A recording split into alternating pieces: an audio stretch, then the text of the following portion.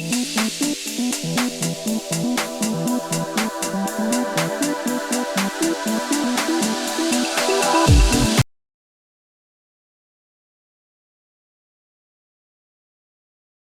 this afternoon, we have a unique opportunity. We have the chance to regroup with Sean Murray, who leads Eurofins U.S. Food Division and also is the president of Eurofins Scientific, Inc.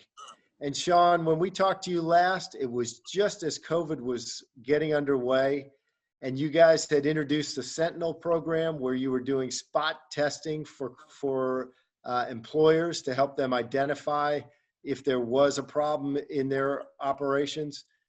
How have things gone, and how have things changed since we talked to you last? That's a good question and could warrant a very long answer. A lot has changed. I'll try to give just the highlights. But since we last talked, I think we were on the way down the initial outbreak. Since then, we've kind of gone up and gone down a second one, and now there's a lot of speculation that we might be starting a third one with school and weather shutting people in. And so with that, there's a lot more testing that's being done. Something like 800,000 tests a day, which is a big number, are being done in the United States, and that number continues to go up. And it's a good thing. You could see more recently that even though the case counts are kind of around half of where they peaked, maybe not quite that the testing has stayed at that 800,000 a day, which means that there's more contact tracing going on, and there's more, probably it's also indicative that testing is becoming more economical. There's different varieties, and we're seeing it all over the place with lots of different applications. We talked a lot about back to work, but there's a lot of people who have been at work who are using testing now. And of course, you've got major moves in places like senior living, but we see all kinds of different applications from manufacturing. There's a lot going on in sports. Almost every single sports league is doing testing of some sort. And then any business you can think of, there's examples. And then lastly, the big one that's really just starting is school. And we're seeing lots of different varieties of people's approaches. But testing is at the heart of a lot of schools back to campus and then normal operations. Well, and as all of this activity has begun to advance, you folks have evolved your testing programs as well. Can you tell us about what the key programs that you're working with now are? Sure. I mean, the first thing is, the clinical testing we do, we've got a much larger capacity than last time we talked. And so that's PCR testing, and we've had lots of different adaptations to the PCR testing. So it's easier to get done, or takes less, say, invasive type of swabs, those sorts of things. But we also have progressed the Sentinel testing a long way. The one that's really in the headlines right now is the wastewater testing. And it seems to be quite useful especially in schools and in very large buildings and campuses. We put out a paper, Eurofins did, about a case in Denmark. This is now a couple months old, so we've got more data since then, where there were 1,000 people on a campus. One of them had COVID, and we spotted it in the wastewater coming from the building. And you can imagine that applies really well to a dormitory or a factory, and it's quite a cost-effective way to everyday screen. The other really neat part of it was that the person did eventually experience symptoms, and the wastewater spotted them a few days early. And that's one of the things about COVID that's really challenging, is that people don't have symptoms at the beginning, but they're really contagious often. So that's one big one. The other one that's really quite interesting is used mask testing. So that's really non-invasive. And we found some very interesting data on the positives we're getting, that you leave a lot of virus on your mask oftentimes if you've got COVID. And so that enables some things like what we call sample pooling, which is also new. And the idea is that if you do 5 or 10 masks or clinical swabs at once, and because of that, you're only using one kit, one set of reagents, so it's better on the supply chain and lower cost. So lots of really interesting innovations.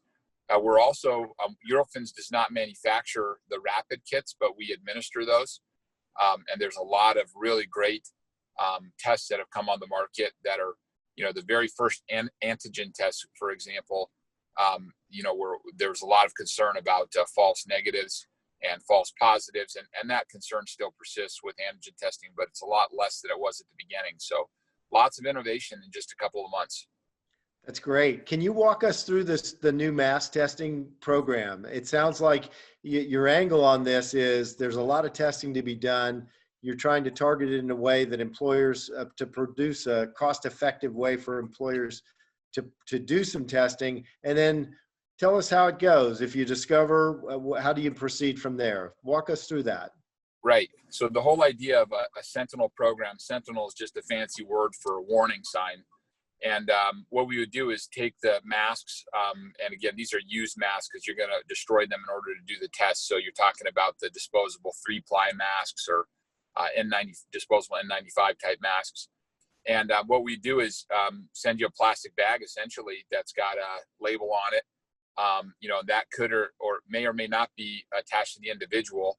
And because it's a mask and not a clinical sample, you lose the requirement for some of the physician orders and those sorts of things you have on the medical side, which we also do. So the masks come back to Eurofins, and we punch a hole in them, and there's a bunch of development that was done. How do you do that and do it correctly? And then depending upon how sensitive you want the test to be, we'll oftentimes swab those masks actually like you would a surface, and then we'll put those swabs into a pool or into a bath that kind of rinses off the virus. If there's a positive, we'll report that, and with the data that we've got. And what we recommend is that typically you would follow up with a clinical test if you know that you've got someone who's positive, and verify that it's that individual. Or if you were pooling the masks, you would find which individual it was. And the positive rates, even in a highly contagious environment or city, are going to be, especially if you're doing regular testing, very low, 1-2%, less than 1% oftentimes. And so it's not like you're going to be doing that sort of a jump and test everybody or test people in the cohort with the masks very often. But that's what we would recommend, is that when you see the warning sign, you go verify with a clinical test, make sure that it's that person. Also it's smart that if, depending upon the situation, if it's a small group, that, those people get quarantined while you figure out who's who. So it's fantastic what you're doing. And I think you're really helping us get control of this problem and helping employers understand, and for that matter, schools, and as you suggest, senior care facilities, understand what's going on in their facilities and how to manage the problem. Beyond the Sentinel program, are there other things you're working on that we can look forward to as things move forward? Yes. Yep. We're really close to an at-home test kit, which is, something that I think there's a few of them that are out there, but we need more of those. We're also working really hard on saliva-based sampling. And there's no silver bullet. It's not like one's better than the other, but there's some advantages to saliva sampling in that you can be verified that you've taken the sample correctly versus a swab. You can't tell. You need the person swabbing to do a good job, even if it's a self swab. We're also doing some really good stuff, I think, on the IT front. Normally in testing, it's pretty boring. You imagine the test results that you get from your doctor. It's a phone call or it's an emailed PDF type of a thing. But now with real serial testing programs and people are getting results regularly, we have phone apps that will give you your results. And for employers, we have dashboards that will show, hey, who's positive, who's negative, who tested. You can make fancy rules, right? Some employers say, hey, if you didn't get a test in the week or 2 weeks that you're designated, then you're not allowed on campus. You're a yellow. If you get take the test and it's negative, you're green. You perform certain duties, and red if you're positive. So those are some good examples. And we're just doing a lot of, I think, unique programs. So as I mentioned, with schools, I'll give you an example. One of the things we're doing is we're working on a deployable mobile lab that does very high capacity, like 6,000 tests per day. And, with turnaround time being so important for these situations where you're trying to trace contacts or find out, who's been with whom so that you can stem transmission, that's a really good application for a school. So yeah, we've got kind of things dialed in, I think, for all the various places you can imagine that the infection would spread, and, try to figure out kind of custom solutions. We're actively talking to cruise lines right now. They're all trying to get back in place. You can imagine that's a pretty tricky thing to get people on the boat. And we all remember where COVID started.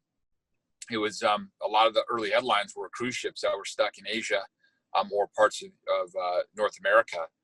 And being able to, test everybody before they get on. And by the way, no test is perfect, so you're still not going to be 100%.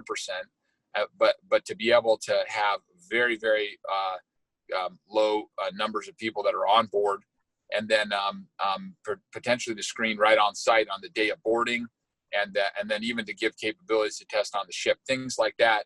The tests themselves may be things that have been on the market for a month or two, but we're figuring out new ways to deploy them and communicate the results. Well, Sean, thanks for all that you're doing. Those of us who are in the office realm, we really appreciate what you're doing in making our return to work safer.